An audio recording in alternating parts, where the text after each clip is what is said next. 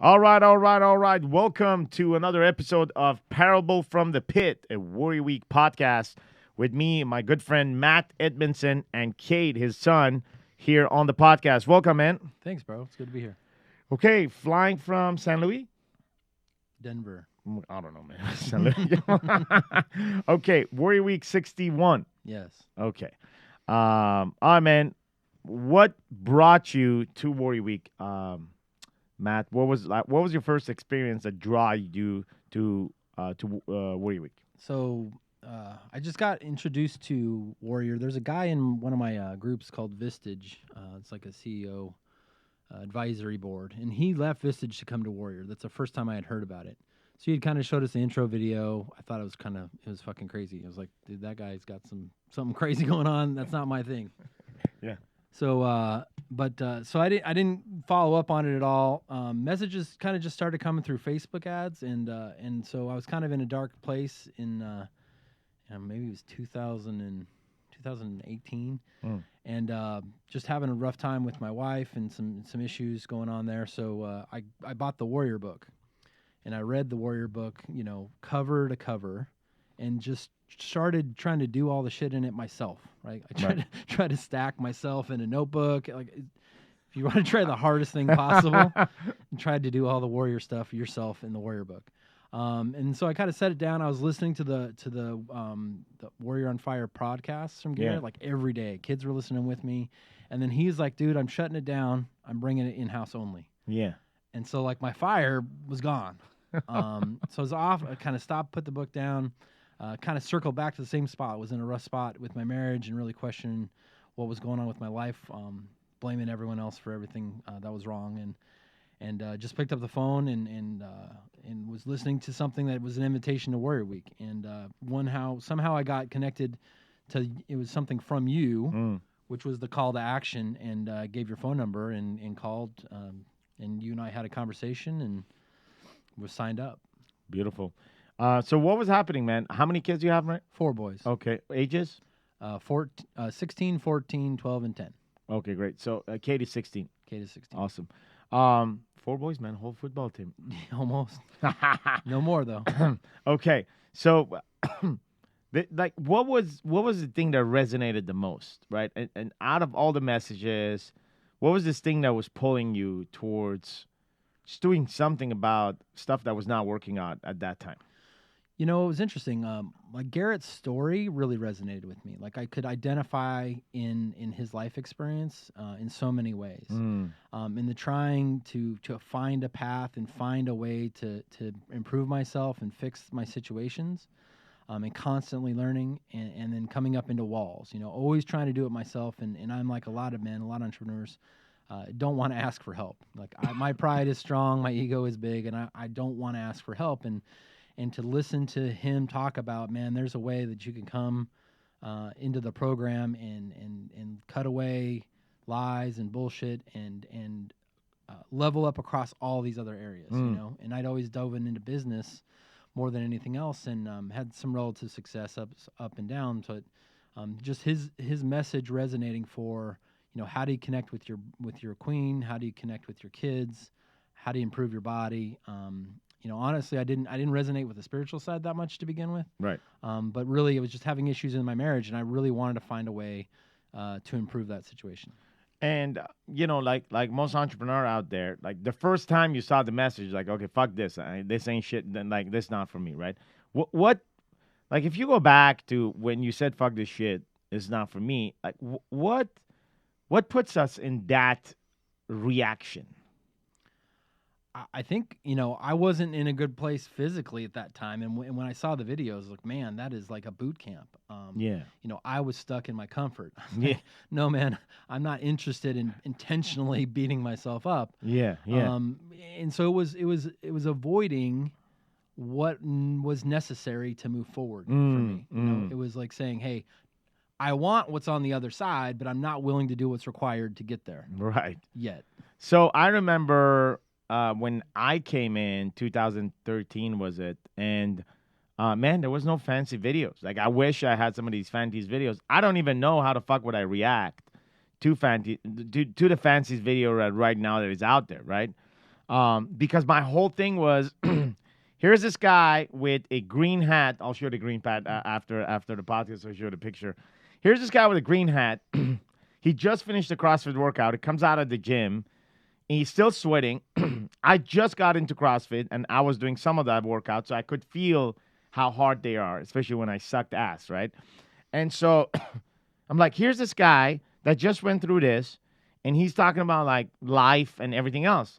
Like he's not really like your most good-looking guy either. You know, he's kind of ugly. So I kind of resonate with that. You know what I mean? Because it's real. Mm-hmm. And I started like watching those just like you. Like, you know, I would always look for Garrett's videos and his Facebook, his live videos. 2013, man, nobody would go live. Right. 2013, like nobody had the ball to go live, and like nobody had a message. And to even see that, we're like, what the hell is going on? Right? Like, who the hell is this guy? So it was like almost there was no permission to go live in 2013. If you're not a celebrity or somebody, then why are you talking? Today you don't get that feeling. Everybody talks, and there's a sense of respect that, okay, well, they're sharing their feelings, their opinions from their website or pages. But back then it was like they would be like, who are you to be qualified to be talking? Mm-hmm. Right? There was that feeling. And so he broke the status quo of just giving himself permission to express his message. And that brought me, and that brought like thousands of people like yourself. And I remember I had that struggle too at the beginning. My struggle in my head, it was like, this guy's a fucking fraud, right? Here's another fucking guy on Facebook trying to like suck you in, right? So what's the catch? So I remember specifically telling that in my head, like, okay, what's the catch? But I watched it for 3 months, and the catch turned into, man, this thing is real. Like, the more and more I would listen, the more and more I would feel the reality of that. Was it kind of similar to you? Yeah, I mean, I can't tell you how many hours I consumed of Garrett's stuff, whether it be video or audio, the message, and even in an After Warrior Week, you know, I went back and looked at all the previous videos, right? Right. To listen from my experience after meeting you, to listen to the truth that you speak, that even in the context of when you spoke it, it didn't quite make sense to me. Yeah. But after Warrior Week and after training, it all clicks a lot better. And authentic is the absolute number one word for it, man. It's like because I always thought, hey, I don't care what people think. That was one of my stories. I don't care what people think about me. I'll say shit all the time to start an argument, you know, naturally kind of that way. But I wasn't that way about a lot of things. You know, I was a lot of things I would hide in my life, a lot of secrets in my life that had control of me for a long time.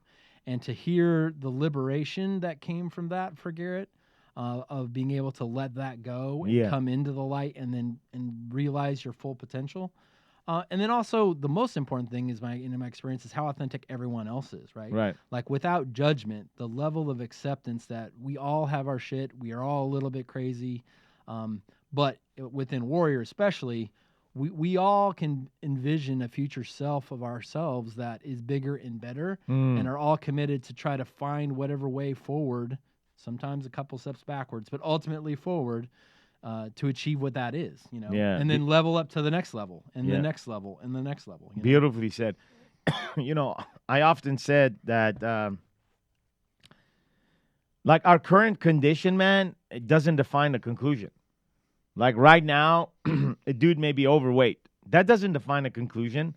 Or a guy may be lost right now, addicted to some fucking, you know, drugs or alcohol, cigarettes. I don't know, man. But like we all have a condition right now. You know, whether that condition is like, happy panda or angry or whatever. Like our current condition does not define the conclusion. And so many men just conclude. Mm-hmm. It's like, oh, okay. This shit went wrong, so I must be an idiot. This shit went wrong, I must not be worth it. This shit went this way, I must be evil. This went that way. Like, there's these labels that you think about dudes that find themselves back in the prison, right? Guy goes into prison. What is it that causes him psychologically to come back into prison other than he feels that he belongs to prison? Well, and oftentimes it's the prison he created for himself, right? I mean, like he has the agency to get out of his own way, but maybe he doesn't have permission, or he's in a victim mindset where it's like, it's not really my fault, it's someone else's fault. Like, I can't tell you how many times I've stacked, something I was pissed off about someone else to figure out that, man, 99% of the problem is me. Yes. And taking ownership of that responsibility sounds on one hand like a lot of pressure, and it can, if you let it, lead yourself to sort of beating yourself up. But the reality is, it's like, well, that's the one thing I can control, man. Right. Like, I can control myself. I can control my attitude, my thoughts. I can relearn and eliminate 99% of the problems I believed were true. Right. And that was one of the metaphors that was most strongly impressed on me through all of Warrior Week, was how many times we create a prison in our own minds, right? Right. Like, we talk about inception and putting thoughts in, but in reality, we think we're trapped in a prison and there's locks and doors and guards. But once that veil is revealed, we see that there was never a door, there was never a guard, and all we needed was to give ourselves permission to step through that threshold to, our journey of our own liberation. Right. They say this concept of ceiling, right? Ceiling is, or roof is man-made. Like, we put these roof upon our head and we box ourselves. And if you, coming back to the example of like the prisoner, dude gets in a prison, right? Because he does some shit. He does the year, right? He pays for what he's done, only to get out and find himself 3 weeks later, statistically, back in the fucking prison. Now, you look at this and say, okay, either it's got to be a fucking stupid motherfucker, one, and there are some out there, but the majority is a feeling of condition to conclusion. I'm a felon, so therefore I'll always be a felon, right? And so, yeah, so this is what I'm good at. Yeah, it's that identity you've adopted. Like, you accept. This is who I am. That's and it's a condition, right? I'm stuck. If I rob the bank, it's not because my desire was to rob the bank, because I didn't have some fucking money, or I had some what do you call it? Like fucking greed for money. Either I had greed, or I had an absolute need to put food on the family so that's why I robbed the bank. Or I'm a fucking psychopath, which is 1 or 2% of people, like that crazy motherfucker, right? But the majority of people will do some shit because they either want it or need it. Right. So I'm greedy motherfucker. I want more money, so I'm not going to work and I'm going to rob the bank. Or that, man, I need some food from my family. I'm going to rob the bank. And now that condition is I'm a felon, right? Because I went in the bank, I tried to steal a bank. I did some shit. I'm a felon. I get 5 years. I do 5 years. I want you to feel this, right? I do 5 years. 5 years. That's like fucking, I don't know, man. That's like 1,800 days. Mm-hmm. 1,800 days. Like day 1, day 2, 1,800 day, you're in a box.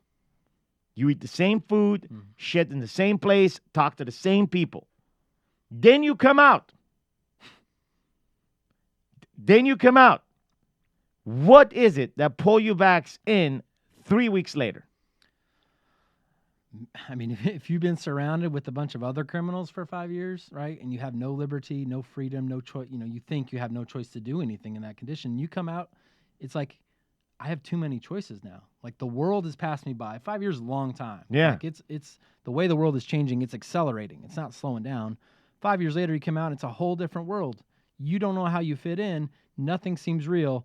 All you feel comfortable in is this other identity. Like this, the condition. The condition. That puts you in the same fucking place. It's more comfortable to have no liberty, right, to have no choices, than to have the balls and courage to step out of that. Like, that takes work. That takes effort. And whose fault is that?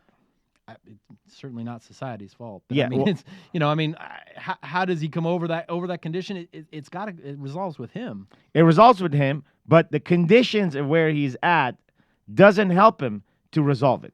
Clearly, no. There's because there's walls in boxing, and there's some fucking some programs run by people that would probably run like Walmart customer service. Man, how much care do you get out of Walmart customer service that you get in a fucking prison for a prisoner? Well, or at the end of the day, it's a government job. It's a government job, right? Which is just a number and procedure and process. Right. Not different from VA for our veterans. It's not the doctors. It's not the nurse. They do a phenomenal job. It's the administration that just treats it like a fucking $7 an hour job, and that's it. Absolutely. And in the midst of this, human life are lost. So, bro, like, the problem is this: is like if there's no pattern interruption, in the current condition that one finds himself. Then that person stands no chance. I don't give a fuck. It's not a matter of willingness or being strong or feeling responsibility. Don't beat down on him, man. He didn't have the fucking condition to draw a different conclusion. Motherfucker already made the same conclusion in 5 years because he didn't feel different conditions. And he was inside of a place where he couldn't even create those conditions. Now, some may argue and say, you know what? He could have been strong. He could have created those conditions in his mind. I'm going to say, fuck you, man. Go inside for 5 years and see if you're strong. Right. Well, and what's the like you said, the pattern interrupt? What's the trigger that causes him to wake up? Right. I mean, right. We call it wake up warrior, but we talk about it in the game as warrior. Right. But wake up is the pattern interrupt, realizing that there is a different path and having a path laid before you. That's right. A big So it takes one motherfucker to kind of be awakened, right? So you're in a prison, you got 5 years, your condition brought you to the prison, and now there's an awakening that happens inside of you. There is no way on hell, as awakened as you can be, that alone you're going to survive coming out of 5 years changing the condition. So now you got to do what? Now you got to recruit other people to your way of thinking, to your awakening.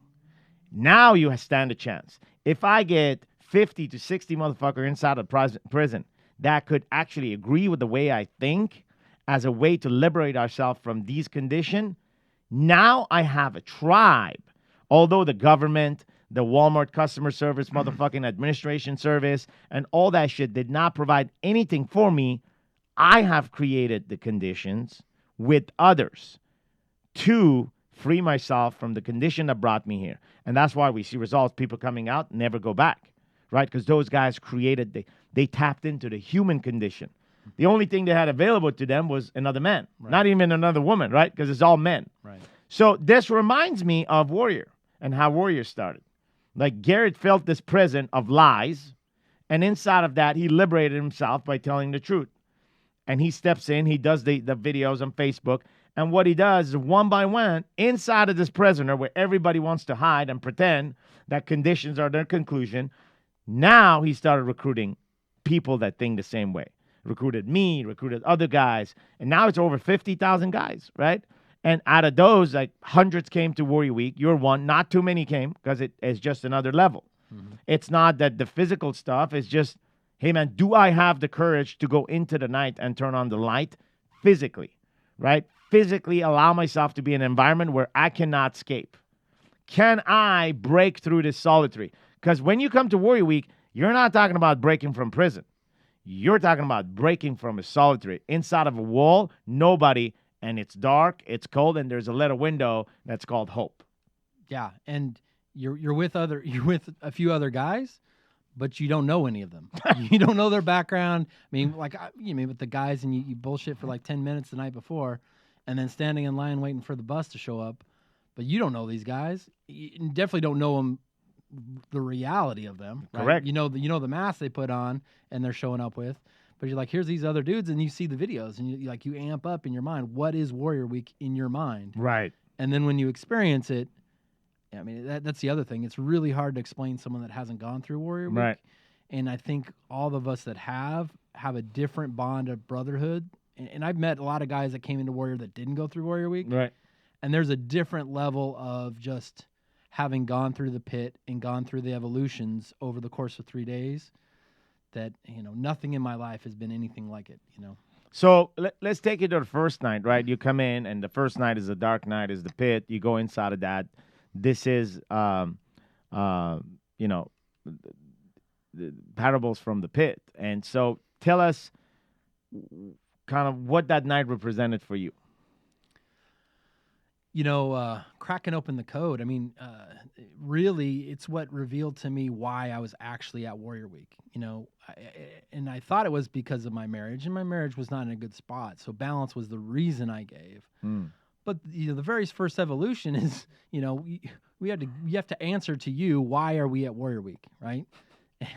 And after the evolution, I was like, fuck, I don't even really know why I'm at Warrior Week. I just know I'm here, like I am taking the action.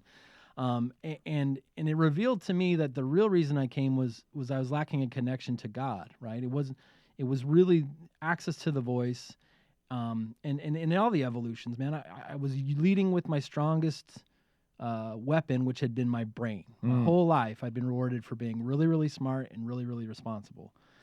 And what if I didn't want to be those things? But I had overused that muscle, and you'd ask us a question, and I would overthink the answer, and every time it was wrong. And once I surrendered my brain and connected to my heart, you'd answer the question, and I'd give you the answer from the other place, and it was right. And guys would be like, dude, that's a really good answer. How'd you come up with that? And it's like, it wasn't me, man, because when it was me, I was wrong and wrong and wrong. And that's such a powerful lesson for men. I mean, so many men I know, including myself, struggle with this idea that we have to have all the answers, and the answers has to come from our intellect, or it has to come from our experience, or it has to come from our ego, right? Yeah, our alpha. Our Our alpha. ego, our alpha. We got this. Right. You know, we're supposed to be the dad. The kids are supposed to look up. We're supposed to have this perfect image of us. And so, you know, to some extent, some dad actually make their kids believe that when they shit, it smells like rose. Right. Like, son, when I take a shit, it smells like flowers. Or like your wife, who doesn't ever take a shit. Yeah. Exactly. They've got a better game than we do. The big lies. All right, so you come in, you go through day one, and you experience that, right? The ability to tap into the heart. Day two, the light comes into the wound that was created the night before, and things change, man. You come back home. What happened, man, when you came back home? Oh, man, I left Warrior Week. I had this idea that after a week of Warrior Week, I would have all my shit figured out. Like I would have all the answers. And I came back with all this fire, and literally, whatever excuses, you know, the first day was kind of like I never left. You know, that's embarrassing a little bit to say. It was embarrassing to experience. Like, dude, I thought I had all this fire. I had all this figured out. And then I got back into my regular environment, and everything around me collapsed right back to who I was. Now, my wife got pissed because she's like, I thought all this stuff was going to be different. And we went to dinner the next night, and, you know, it was tense, you know, and we had a conversation, and she challenged me. Like, she challenged me, and she was looking to see, is this the Matt that left, or different Matt showed up? Right. And in that challenge, you know, we had that collision, and a different Matt showed up, right? And had a conversation, and you know, really stood up for what I believed in, what I thought was going to be different, and it has been different moving forward. And she was like, okay, now I see a man here. Like before, I didn't see that. Now I see something a little bit different. And that was a powerful time. Now I remember that. I think you text me. Yeah. Right after that conversation. Yeah, and again, it was one of those things. She's like, okay, well, I'm following you. Right. Like you're here. You're a man. You be a leader. I'll follow. Which wasn't what I was expecting, right? But it's what I got. Right. And, you know, put more pressure on me. But, you know, I'm not going to sit here and say that everything with her is perfect. It has progressed. Right. And it continues to require me to have the courage to collide and the courage to lead. And it's something in our marriage it's been for a long time. Like she would complain, you know, how come you can lead business? How come you can grow this business? How come you can lead 200, 300 people? Yes. But you can't lead your family. You can't home and you can't lead your kids. You can't lead me. I didn't have a good answer for a long time. Right. The reality was I had no fucking clue how to do that. Right. And now I have a much better connection to doing that. It's required a lot of times to get rid of all those things we talked about before, which was leading from your mind, leading from your ego, like the all alpha. that shit. I'm the business guy. Right. I got this figured out. Right. You know, I don't need anybody telling me what to do. Ain't nobody telling you what the fuck to do. That's the number one like piece of resistance, right? I remember I had it. Like, listen, man, my marriage is my shit. Like, I don't want any fucking guy in a green hat telling me what the fuck how to treat my wife. That shit is private. Fuck him and anybody else who wants to fucking advise me on my relationship with my wife. Like, that's the story going on in my mind. I had to come across punching that story in the face to say, hey, I only know what I know. Like, I'll be stupid if I don't open my mind to knowing more. And when that clicked forever. It's like a gate that opens up. And ever since that, man, I'm open to so many other things. But if I would be that closed motherfucker where so many people are, and I hope to God that this podcast, somewhere, somehow, by the listeners, get forwarded. Because the listeners, they know what's up. But this gets forwarded to somebody that could listen and this punches him in his fucking face. Typically, they listen, and after 30 seconds, they go to the same story. Who are these fucking guys? Warrior Week, fuck them, right? But 1 out of 100 actually listens. And this is the part where they get punched in the face with like, fuck, God damn it, it is true. I'm that fucking guy. Yeah, and the phrase that's so powerful is always just, hey, why don't you just consider the possibility, right? Like, consider that it's possible that, the results you've been getting aren't really what you're destined to do. Right. Like the conditions we talked about, and it's also possible that, some other dudes have figured some shit out, and not from a place of dictating to you that, hey, you're a fucking idiot or a moron, but more like, hey, man, the path is a different direction than you thought it was. Right. Right. It's not a dictation. It's an opening of a possibility to say, here's a pathway to pursue what you want from a different angle that you couldn't see before. Right. Your lens, your frame is bigger now, and you see, oh wow, there's 2 or 3 other possibilities here that I couldn't see before. Right. Because my field of vision was constrained. And our message hasn't changed for the past 7 years. You can go on iTunes right now. You find plenty of podcasts around masculinity, plenty of new dudes, 98% inspired by Warrior. There was no training for men. There was Tony Robbins, and then there came Warrior. And so then there came a bunch of other dudes inspired by Warrior message, and they're delivering beautiful message, but let's not kid ourselves. A lot of this, like Joe Rogan wasn't around when we were, bro. No. Like, he's a great guy. Plenty of fucking, I'm not talking shit about Joe Rogan, but I'm saying he wasn't. I'm saying we went into the dark when this shit wasn't fucking popular. Nowadays, it's popular to have a podcast talk about masculinity. I'm not talking about fucking church groups and shit like that. That's not masculinity. Men's church group, that's not masculinity. That's fucking sedation. Depends what church. So I have to retreat what I said. There are some churches that fucking punch you in the face. I've been to few, and they're like, you know what?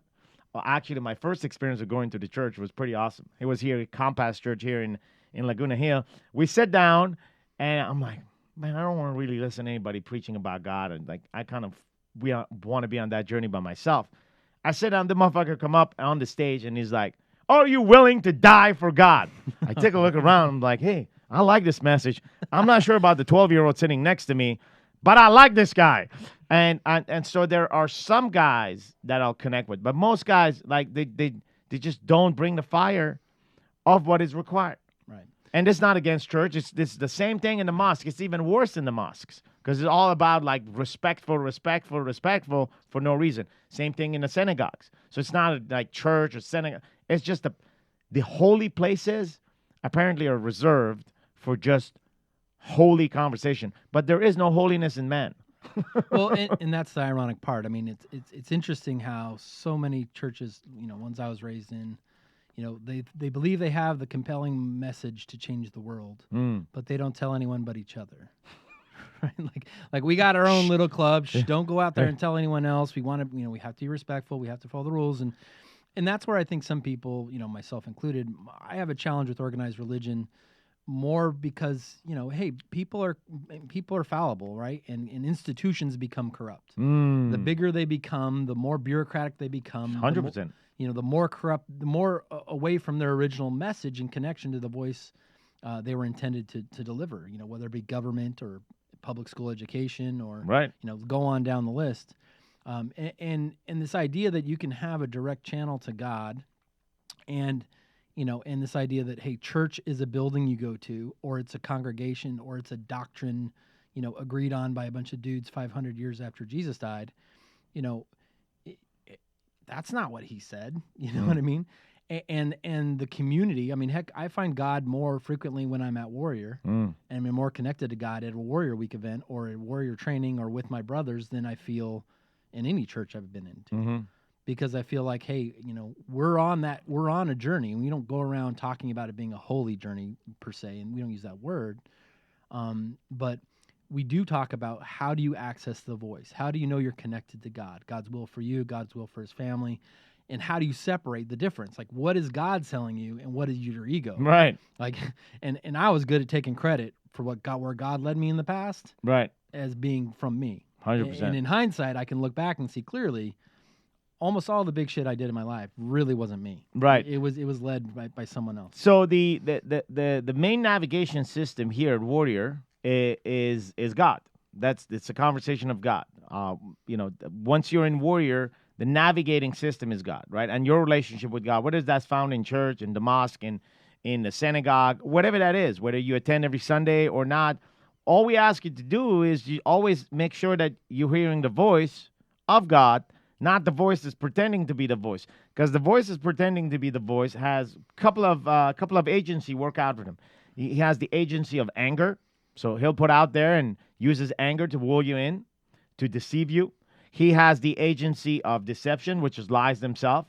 He has the agency of lust, just what your eyes and ear look at. The more you look at that shit, like what you're seeing, and the more you think that's the reality, and that's not it because your eyes are wandering around. And then the final one is pride. That's the big one, right? Oh, I got the shit done. Well, motherfucker, you didn't get shit done if you didn't have all the permission in your abilities. Who give you all this ability? If God takes away the permission and all your abilities, you haven't done shit. Plus, who equipped you to do this shit? People don't ask. Just people don't ask. So, just beware of that conversation because that's the message of Warrior. Is like, what is the voice telling you? Forget what Sam or Garrett or anybody else fucking saying. Just what is the voice telling you?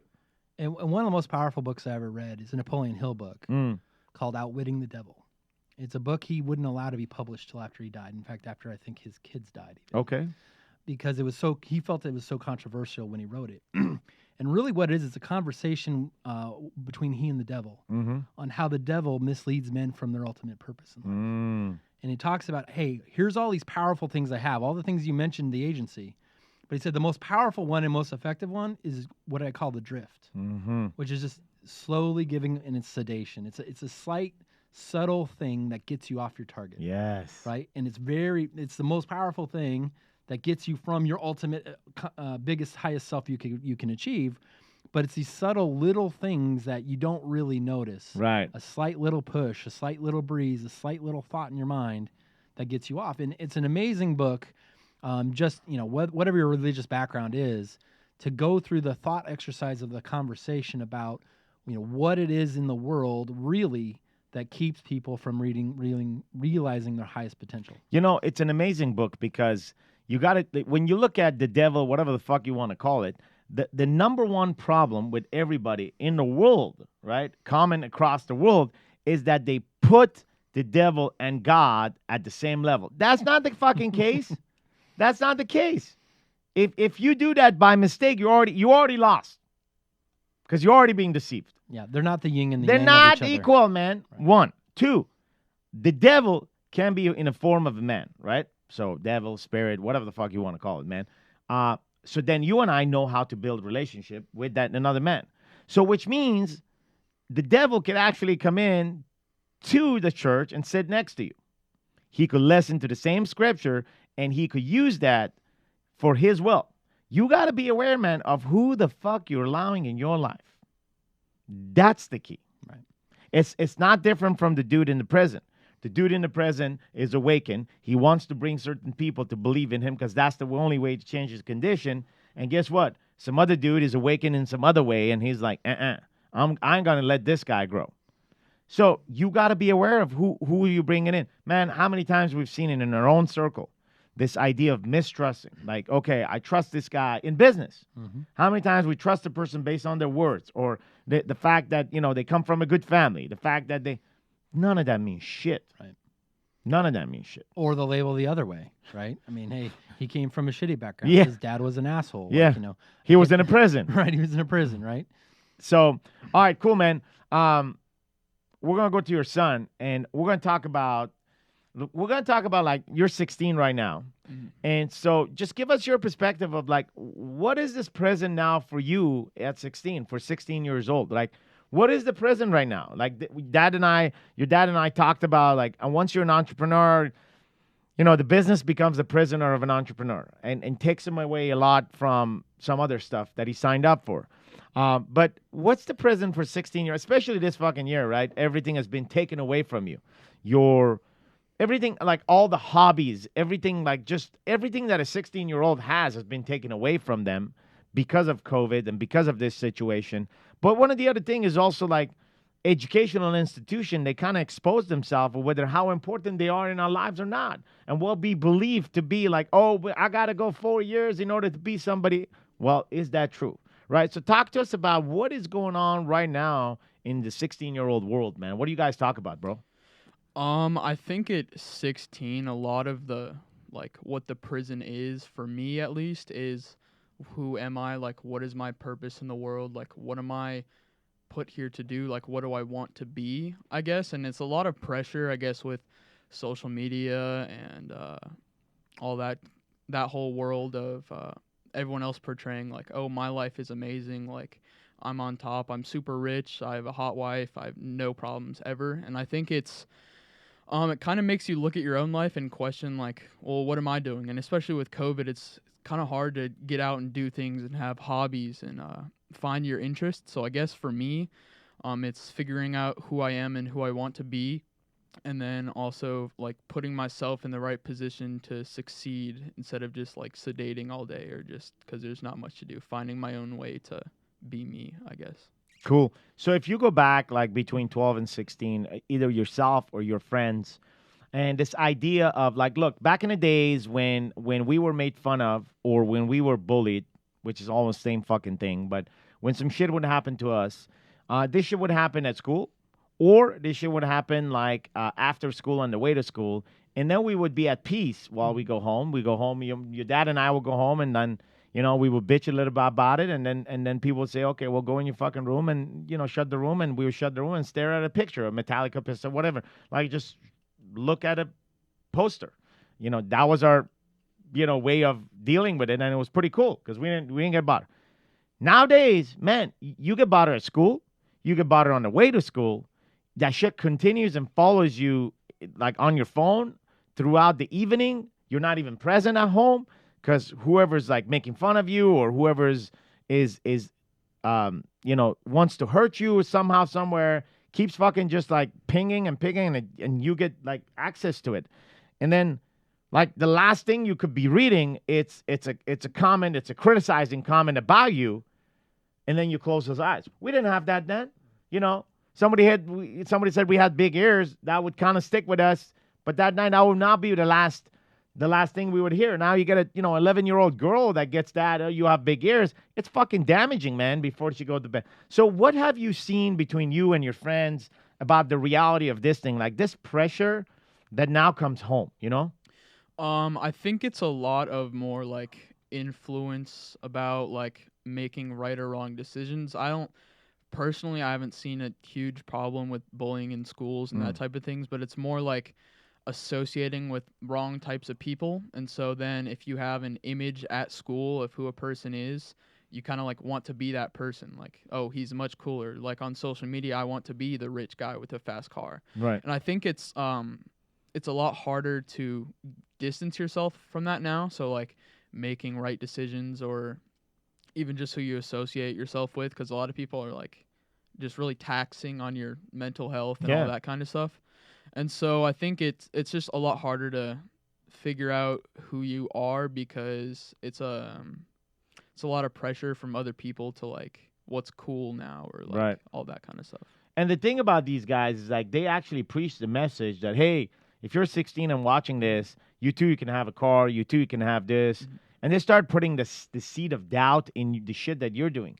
Maybe you're the kid that's studying to be a doctor. Maybe you're the kid that's studying like biochemistry.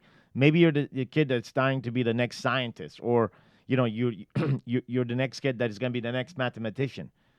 In the middle of your shit, the seed of doubt is put in. It's like, hey, this could be you. Don't spend all your years going through that or through this. So the doubt becomes like almost a self-prison for the youth generation, right? And so, man, like, how do you process that? Like, how do you deal with that? Do you guys like talk about it? Do you don't talk shit about it? Like, where does it get buried, man?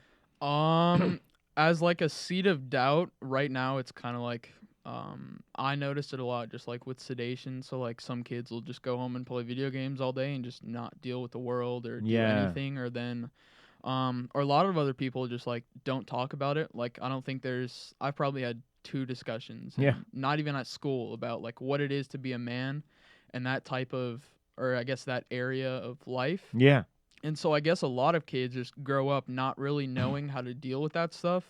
And I think that's really hard on kids because they kind of just internalize that all. And then they grow up not really expressing that or like I guess, understanding not who they are, but like who they want to be in the future. And I guess that's hard on a lot of kids. So, um, yeah, a lot of kids just internalize that.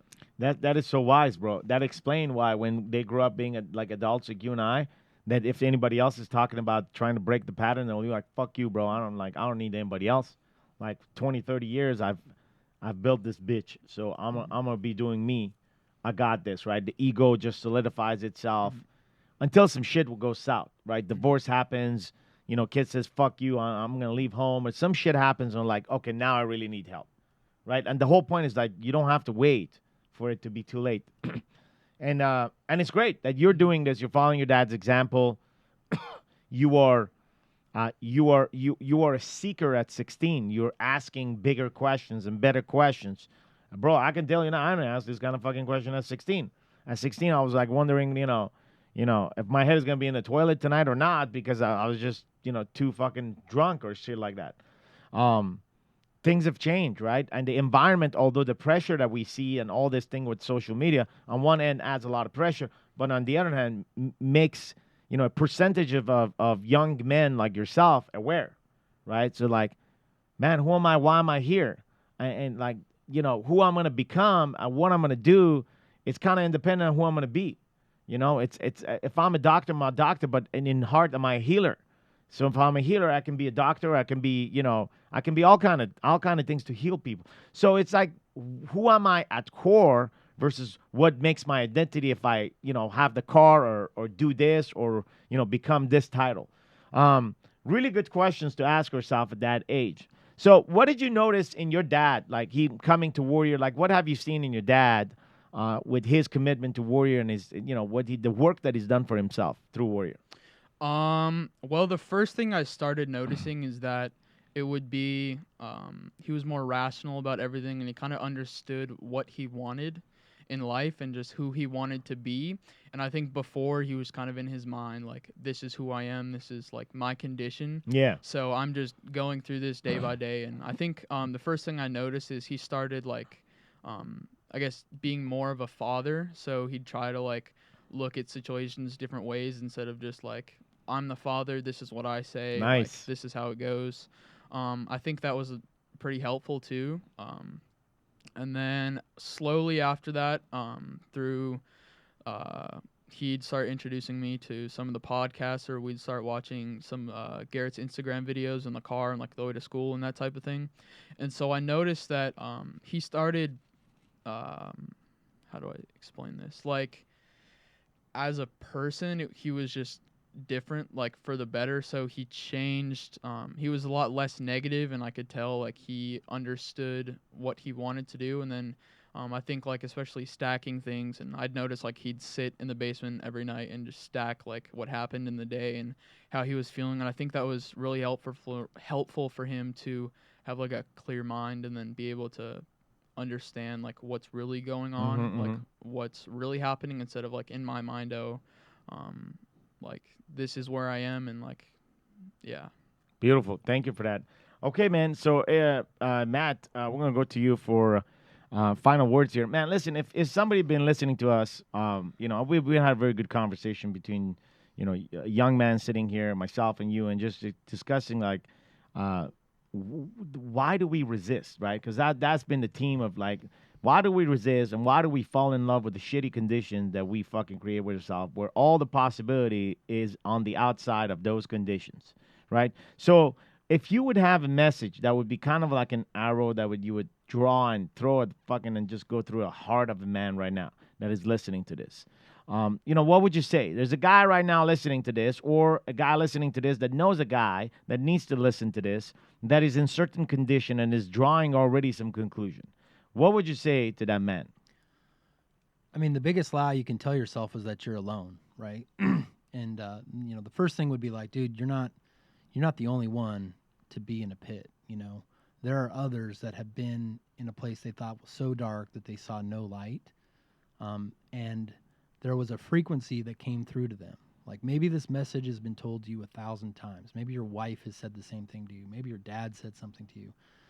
Maybe Tony Robbins said something to you. But for whatever reason, that didn't pierce sort of your defensive force field and get into your heart. But the voice is reaching out to you in all different ways, in all different frequencies, and whatever frequency you're tuned into is the one you need to trust. That may be this frequency, and to know that, you know, this conversation is real, that there's a different possibility for you and your family, and just to realize, man, that you know, what you do daily impacts everyone around you. Like, you have a gravity pull around you, whether it's the people you influence at work or whether it's your wife or your kids or your family. You're imprinting on people all the time with that energy. And what is that energy going to be? You know, do you want a different energy in your life to influence yourself and others in a positive way? And all that can be real for you, you know. And again, if you want to keep lying to yourself, then you're going to be that dude that goes back to prison after 5 years, you know. But if you're ready to start speaking some truth and understand that, hey man, there is a place where telling the truth is not just like okay or safe. Like, it is liberating on a level you can't understand until you start doing it. And then there's also a way and a path to have an organized system to actually do big shit with that. Right. Like, not just to like, oh man, the scab is ripped open, here is the wound, now I'm going to puke all over everybody. But how do you open the wound, heal the wound, and then resonate with that scar to bring you forward with tools, with relationships, with training, to help you continue on that path. And that's something that Warrior has that isn't just self-help, right? You don't have to just read a fucking book in the basement all by yourself and figure out yourself. You've got resources, you've got a brotherhood, you've got tools that you can use, you know, to become a weapon. Beautiful. And so, if there is a dad out there, Kate, and if there's a dad out there, and his 16-year-old boy, 17 or within that range, doesn't talk to him, right? If you would take the voice of his kid, right, what would you say to that dad? Because, you know, if you become the agency and the voice of his kids, what would you say to his dad to kind of feel like, you know, the message? I think that I would say that it's not, that like growing up as a kid is a lot different than it was before. And like kids nowadays go through a lot different things. So, it's like okay to not know how to do everything, and it's good to have like conversations about what's going on, or like all that type of thing, like what's going on in life and how everything's going, because I feel like a lot of kids nowadays, and I've seen this a lot, where the fathers are kind of just in their own world, like, oh, I go to work, this is how everything's supposed to be. And I think like that's not really, it's not healthy for a lot of kids nowadays, and a lot of kids now like don't have a connection with their father at all. And so I think like really finding a way to have a connection with their kids, or spending, even just like going out to the park one day with your kid, or just starting to spend more time. I think that's really helpful for a lot of kids, because like father figures sometimes just aren't around. And I think being more of just like a human being instead of a father figure, I think is really helpful sometimes. Beautiful. Thank you for the message. And listen, man, if this message has resonated in your heart somehow, somewhere, if you find yourself in a prison of your own condition, and if you feel like you've already drawn the conclusion, there's a path to liberate yourself. The path is Warrior Week. And if you need to be here, you'll find a way to fucking be here. Like, you know, I'm not going to sit here and tell you go to this website or go to like, if you feel that your calling is to be here, you're a grown-ass man. You'll find a way to be here. And I can tell you it's not easy to be here. Your money's not going to get you here. Is your desire inside of your heart, and what both Kate and Matt has shared here, the reality is going to change that. And if you feel like this message is already inside of your heart and you're living it, and you want to pass it on to a person that you in your circle, a man that has a 16-year-old kid, a man that has been where Matt has been, a message that you feel will resonate with that man, well, take the podcast and just forward it to him. We don't ask you to share this on Instagram, Facebook. We're not looking here to be popular. We're looking to have an impact one by one at a time. So take the message. It becomes your duty to package this and forward it to the person. Just don't fucking send it and say, hey, listen to this. Tell them, hey, You need to listen to Kate, 16-year-old boy here, man. A minute 39. Like, he shares drops some bomb that, like, you need to listen to this shit. Like, listen to this. Let them go to the heart of the thing and listen, and then they'll come back and listen to the whole thing. And if that moves them, you'll be hearing this. Find your way to Warrior Week. Find your way to a path of liberation. Find your way to a journey. Find your way to a book. Find your way to journaling. Find your way to do something about what you're hearing. That's the message here. I want to thank Matt for being here, traveling all the way from not St. Louis, but Denver. And Kate for being here with us. Thank you, man. I know you guys have 2 busy days down here. It was good to see you here for a couple of days for the big event that we have. And we'll look forward to seeing you in the future as you grow up and start playing football, soccer, badminton, ping pong, whatever the fuck you like, man. Gentlemen, thank you for being here. Thank you for listening to us. Until next time, take care of yourself and each other.